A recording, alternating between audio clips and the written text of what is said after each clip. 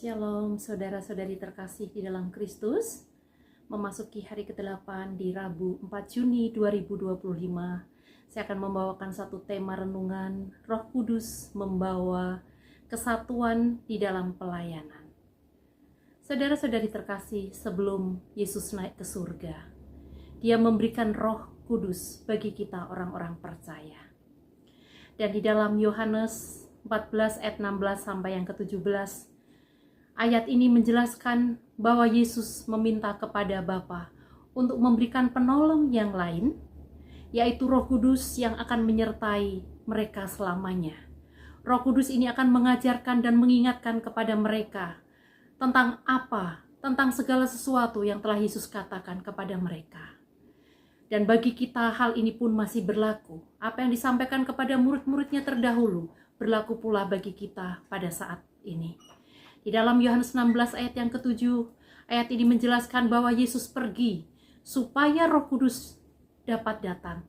Artinya kalau Yesus tidak pergi, maka Roh Kudus tidak akan datang bagi kehidupan kita. Saudara-saudari terkasih, di dalam kehidupan kita, ada dua hal yang perlu kita ketahui secara dalam. Di dalam kehidupan kita ada roh halus dan juga ada Roh Kudus di sekitaran kita. Mana yang lebih kita dengarkan? Kita tahu roh halus membuat segala yang bersatu, membuat segala yang sudah tenang, ayem, tentrem, damai, sejahtera, menjadi kacau balau dan terpecah belah.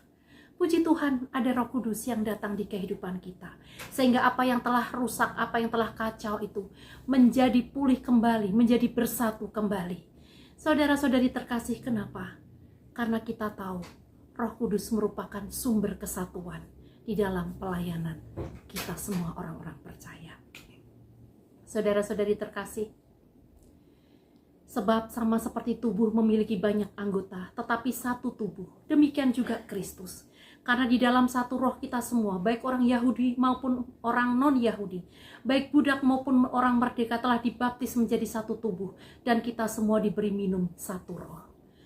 Bapak Ibu yang terkasih, sebagai orang Kristen, kita dipanggil untuk melayani Tuhan dan juga untuk melayani sesama kita.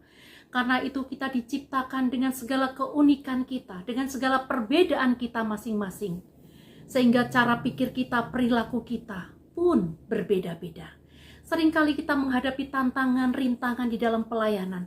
Adanya perbedaan pendapat, perbedaan kepentingan, perbedaan hal-hal yang lain karena kita memiliki latar belakang yang berbeda. Dan kali ini kita akan membahas bagaimana Roh Kudus membawa kesatuan dan persatuan di dalam pelayanan kita. Saudara terkasih, Roh Kudus telah menghubungkan kita dengan Kristus dan membawa kita menjadi satu tubuh di dalam Kristus. Dan Paulus menekankan bahwa kita telah dibaptis menjadi satu tubuh di dalam Roh Kudus. Roh Kudus memberikan karunia yang berbeda-beda kepada setiap orang untuk melayani Tuhan dan sesama. Dan Paulus menyebutkan berbagai karunia telah diberikan kepada kita, baik karunia berbicara di dalam bahasa roh, karunia bernubuat dan karunia menyembuhkan. Dan juga Roh Kudus membawa kesatuan di dalam perbedaan, dengan membuat kita mengerti bahwa kita ini memiliki peran yang penting di dalam kesatuan tubuh Kristus. Meskipun kita berbeda-beda seperti satu tubuh kita ini, ada kepala, ada telinga, ada tangan, ada kaki, tentunya saling melengkapi.